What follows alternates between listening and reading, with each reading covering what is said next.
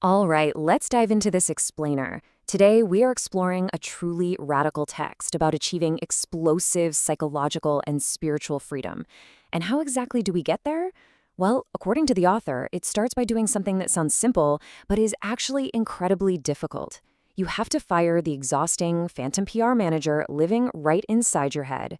It's a fascinating concept, and it completely challenges everything modern culture tells us about projecting our self-image. So, who or what is this internal PR manager? The author describes it as an unpaid, 24/7 mental public relations firm operating right within our own minds. You probably know exactly who this entity is. It's that relentless voice demanding you always look competent, appear righteous, and always have the definitive final word, especially in internet arguments. This manager is constantly scanning the horizon for threats to your reputation. It literally stays up late, spinning your failures into misunderstood virtues, feels a sharp prick of jealousy when a peer succeeds, and, let's be honest, a lot of us do this, it compiles internal dossiers on why the people who disagree with you aren't just wrong, but morally deficient. Now, keeping this relentless image up isn't just some quirky habit. The text argues that it is the single most draining enterprise of the entire human experience. It acts like this crushing, heavy armor of posturing that completely fractures our mental health. It isolates us from experiencing true, vulnerable community, and ultimately it poisons our relationship with the divine. It just leaves us completely isolated and absolutely exhausted.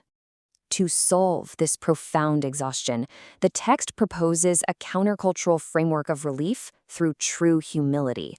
We're going to map this out today across 4 distinct areas.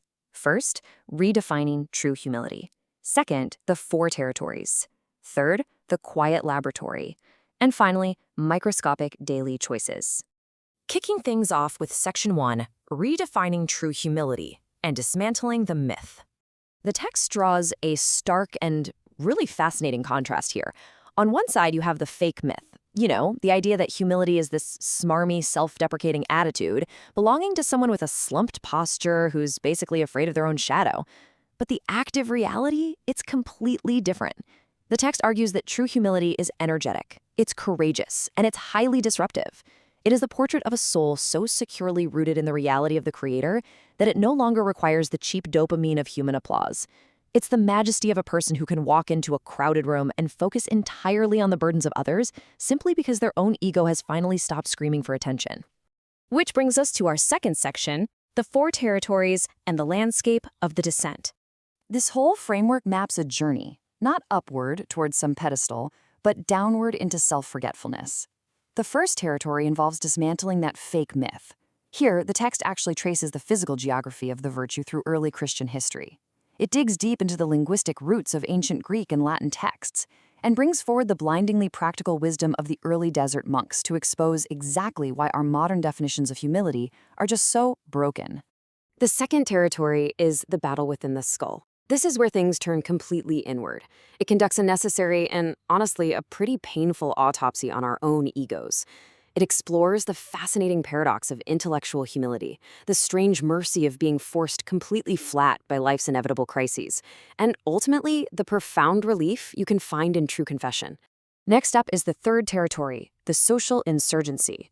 I love this because it views humility not as a weakness, but as an aggressive, disruptive weapon used to heal deep divisions in our workplaces, our families, and our communities. By unearthing ancient church scandals and breaking down the anatomy of modern envy, this territory teaches us how to drop the tribalism and genuinely celebrate the success of others. The final territory is the cosmic weight. Here, the journey asks us to gaze upward. It explores the staggering Christian theological paradox of a creator who modeled absolute majesty through, well, scandalous condescension. It highlights the profound, deliberate choice of a feeding trough, a carpenter's bench, and a criminal's cross to demonstrate what true, world-altering power actually looks like. Moving right along into the third section of our explainer, the quiet laboratory, and that which cannot be taught. Before going any further, the author drops a massive caveat. They say, "My words are nothing more than firewood. The fire itself must come from above." The author openly acknowledges that they are writing from the trenches of their own vanity. They admit they know the exact weight of that internal PR manager. Basically, human language is clumsy. It can point you to the mountain, but it can't actually make you breathe the alpine air. An unexplainable peace and a quiet, undeniable frequency of truth must be transmitted directly from the divine mind to the human heart, completely apart from human mediation. Let's head into our fourth and final section, microscopic daily choices and becoming the truth. The text demands that we stop treating theology as a consumer sport where we just collect correct information. Instead, we have to focus on microscopic daily actions. Take a simple traffic cutoff, right? The ego's instinct is immediately to retaliate, to defend its honor against a perceived slight. But humility's invitation, it asks you to consciously arrest that thought and actively choose stillness. It's a tiny choice, sure, but it literally starves the PR manager. Or consider workplace credit. The text points out that when a colleague takes credit for a project you secretly carried, your ego's instinct aggressively demands that you claw for recognition. And honestly, that feels entirely justified. Yet, humility invites us to find a deep, unexplainable peace in resting unseen.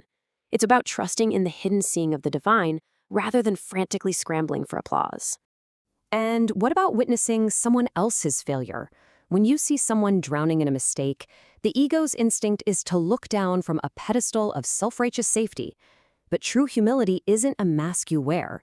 It invites you to step down off that pedestal, get right into the dirt, grab a towel, and serve them. It's all about saturating your instincts until you genuinely crave the quiet corner where you can serve unnoticed. This leads us to an incredibly powerful quote. What you stand to gain is your actual soul. The author does not sugarcoat this. The path down from the pedestal is incredibly steep. It requires the slow, agonizing death of the ego. At times, it is going to feel like you are losing everything. But the text makes a profound promise. What you are losing is only a shadow. It's just an exhausting illusion constructed by a frantic PR manager.